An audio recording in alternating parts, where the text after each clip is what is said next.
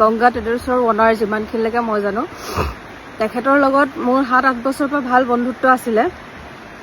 তাৰপিছত আজি 3 মাহমানৰ আগৰ পৰা তেখেতে মোক প্ৰপ'জেল কৰি আছে যে আমি ফিউচাৰত ভালকৈ থাকিম, তোমাক মই বিয়া পাতিম।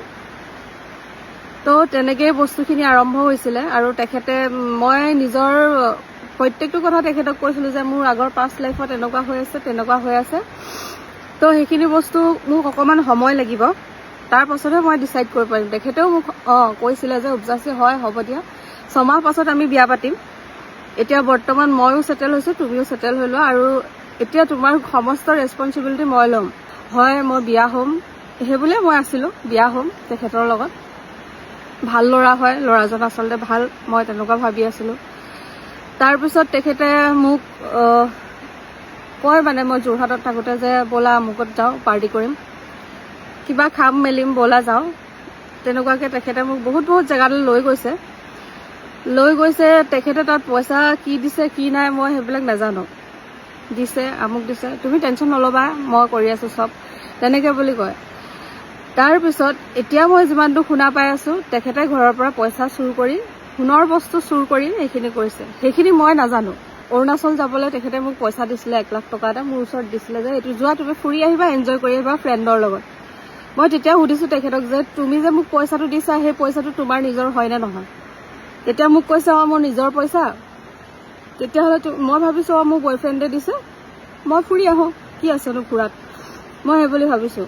আইফোন দিছিলে, আইফোনটো কিন্তু তেখেতে পইচা ময়ে দিছিলোঁ আচলতে। এতিয়া বৰ্তমান সামাজিক মাধ্যমত সেইবিলাকে চলি আছে যে তেখেতে মোক আইফোন দিছে, গাৰ্লফ্ৰেণ্ডৰ কাৰণে পইচা খৰচ কৰিবলৈ সি ঘৰৰ সোণৰ বস্তু বিকিছে। সেইবিলাক বস্তু মই আচলতে নাজানো। এজন সম্ভ্ৰান্ত ঘৰৰ ল'ৰাই সেইখিনি কাম কৰিব বুলি মই আচলতে জনাই নাই। তেখেতৰ ওচৰত আছে চাগে সেইকাৰণে মোক দিছে, মই তেনেকুৱা ভাবি আছিলোঁ।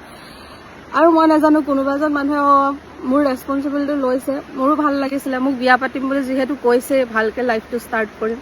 মই ভবা নাই যে ঘৰৰ পৰা সোণৰ বস্তু লৈ কিবা কৰিব বা তেনেকুৱা কিবা কৰি আছে। নিজৰ বয়ফ্ৰেণ্ডক ব্লেকমেইল কৰি মানুহে বস্তু লয় নেকি? মইতো ব্লেকমেইল কৰি তাৰ পৰা একো লোৱা নাই। মোক সি নিজে উপজাচি দিয়ে যে এইটো লোৱা, তুমি ফুৰি আহা, তুমি ধুনীয়াকৈ এনজয় কৰি আহা, যাবা, ভালকৈ থাকিবা। তেখেতে তেনেকেই কয়। মোক সিমানখিনিলৈকে তেখেতে কৈছিলে মই তোমাৰ ৰেছপনচিবিলিটি লৈছোঁ, তুমি ভালকৈ থাকা, ধুনীয়াকৈ আমি লাইফ এটা ষ্টাৰ্ট কৰিম। মোক সেইবুলি কৈহে তেখেতে আছিলে। এতিয়া বৰ্তমান মই যিটো দেখি আছোঁ সামাজিক মাধ্যমত মোৰ বিষয়ে বহুত নানা ধৰণৰ কিবা কিবি চলি আছে। মোক যেতিয়া বিয়া পাতিম বুলি কৈছে সেইটো কাৰণে আজি কোনোবা এজন মানুহে আপোনাক গিফ্ট দিছে বস্তু এটা, মোক তেখেতে গিফ্ট দিছে, মই সুধিম নেকি তুমি যে এইটো চুৰ কৰি আনিছা নে কিবা কৰি আনিছা বুলি? মইতো সোধা নাই, মই কোনোদিন সোধাও নাই। আৰু এদিনে সুধিছোঁ ইমান পইচা তুমি ক'ত ইনভেষ্ট কৰিছা, যে ইমান পইচা তুমি উৰাই আছা যে তোমাৰ নিজৰ পইচা নে? মই ইমান ডাঙৰ এটা গংগা ট্ৰেডাৰ্ছৰ অনাৰ হয়, তুমি কি মোৰ ওচৰত পইচা নাই বুলি ভাবিছা নেকি? তেখেতৰ ভাষ্যটো তেনেকুৱা আছিলে। এতিয়া বৰ্তমান সামাজিক মাধ্যমত মই যিটো দেখি আছোঁ যে মোৰ কাৰণে তেখেতে এনেকুৱা কৰিলে, মোক বস্তু গিফ্ট দিবলৈ সুন্দৰী যুৱতীৰ কাৰণে এনেকুৱা কৰিলে মই দেখি আছোঁ। কিন্তু সেইবিলাকত মই এইবিলাক বিষয়ে মই একো নাজানোৱে। চব ছোৱালীয়ে বিচাৰিব নিজৰ লাইফটো ভাল কৰিবলৈ বা নিজৰ ফিউচাৰটো ভাল হওক বুলি চবেই বিচাৰিব। তেনেকৈ ময়ো বিচাৰিছিলোঁ।